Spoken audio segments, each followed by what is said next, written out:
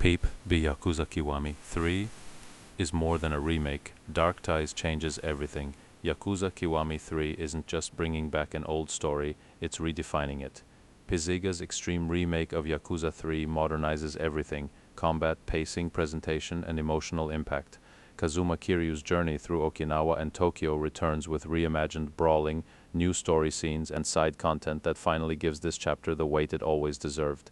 But the real surprise is Dark Ties. Included as a separate game, Dark Ties tells a brand new story centered on Yoshitaka Mine, one of the most complex characters in the Yakuza series. Featuring boxing-based combat and a darker, more personal narrative, Dark Ties explores ambition, loss, and the search for meaning in a world that takes everything from you.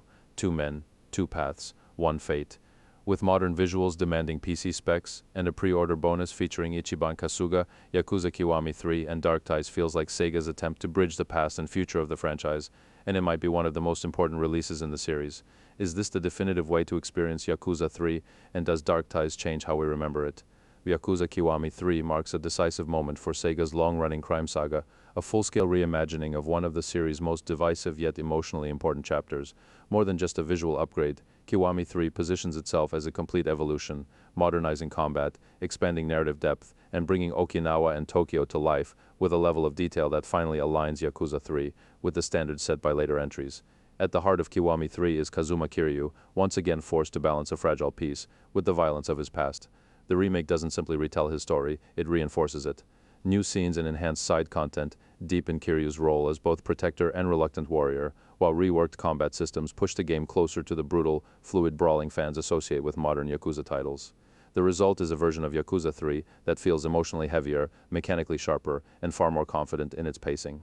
What truly elevates this package, however, is Dark Ties, a brand new standalone experience included alongside the remake. Dark Ties shifts focus to Yoshitaka Mine, one of Yakuza 3's most compelling figures, giving him the spotlight he never fully had before. Once a successful startup executive, Mine's voluntary descent into the Yakuza world is framed not as desperation, but as a search for meaning.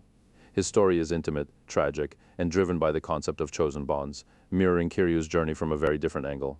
Gameplay in Dark Ties distinguishes itself through boxing-inspired combat, offering a more focused, aggressive style that contrasts sharply with Kiryu's raw street brawling.